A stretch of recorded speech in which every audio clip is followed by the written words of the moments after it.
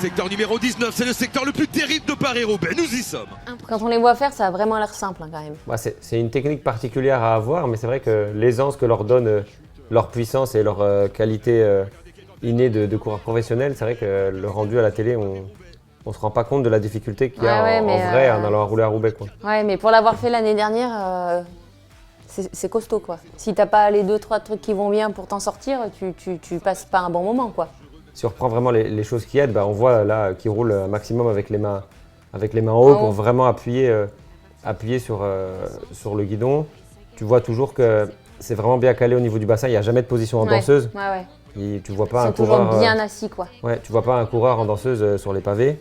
Et puis ils tirent du braquet, quoi. Ouais, ça c'est vraiment le truc important, avoir une cadence entre 75 et 85 tours par minute pour vraiment éviter de rebondir sur le pavé, parce que c'est l'ennemi numéro 1, quoi. Dès qu'on va perdre de la vitesse, c'est vraiment presque impossible de venir regagner de la vitesse sur le secteur, quoi. Pour récapituler un peu, si on veut faire simple, on appuie bien devant, ça cale bien derrière et on emmène vraiment du braquet pour asseoir tout ça, quoi. Voilà, et surtout le gros défaut que font beaucoup de gens qui n'ont pas l'habitude, c'est de tirer sur le cintre en disant si je tire sur mon guidon, je vais avoir de la force.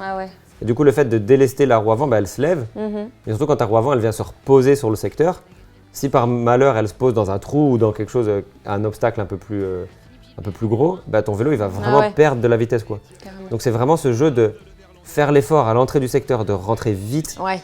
Il y a aussi un truc, Billy, que j'ai remarqué, c'est que la trajectoire que tu prends, elle est hyper importante. Bah, ton regard. Le secteur pavé, en fait, il est un peu construit en pointe. Donc en fait, le truc super important et intéressant, c'est de rester sur ce qu'on appelle le haut du pavé. Donc c'est la partie centrale du secteur, la plus haute. Parce qu'en fait, les véhicules, quand ils roulent dans le secteur pavé, ils roulent souvent inclinés, en fait, les roues au centre du secteur et ils viennent appuyer leurs roues à l'extérieur. Du coup, le bord des secteurs, voilà, c'est là que c'est le plus défoncé. Et surtout, comme c'est bas, c'est aussi là que va rester toute l'eau, la boue, dès qu'il va faire mauvais. Donc le fait de rouler en haut, c'est le plus lisse possible. C'est la trajectoire qui roule en général la plus vite. Le fait de pouvoir rentrer dans le secteur, lever un peu la tête, regarder loin devant, vraiment tracer son chemin bien droit, rester sur le haut, la partie la moins défoncée, bah déjà c'est clé en termes de fatigue et de vitesse. Et après, ce qui est intéressant, c'est comme le secteur fait un peu cet effet de pente, bah, on peut venir descendre dans les virages quand le bas-côté le permet. Du coup, on passe du haut du pavé en bas du pavé. On accélère vraiment. On reprend de la vitesse. Ça permet de venir s'appuyer dans son virage. Et après, il faut juste faire attention des fois quand tu descends dans le bas-côté qui peut être en gravier, un petit peu en terre. S'il y a le pavé qui ressort à l'autre bout, bah souvent il y a une petite marche. Donc il faut penser à bien tirer pour passer au-dessus de la marche, quoi. Et je pense que voilà, en tant que tu n'as pas fait des pavés, tu peux pas te rendre compte à quel point c'est dur. Ça fait envie, hein, quand même. Ça fait longtemps que j'ai pas roulé sur les pavés et ça m'a manqué. Ouais. On se regarde la fin ? Allez, c'est parti. Ouais. Stein Vandenberg pour l'équipe AG2R La Mondiale. Oui, j'allais dire, on dit souvent, plus le pavé est mauvais et moins il faut serrer son guidon, son cintre.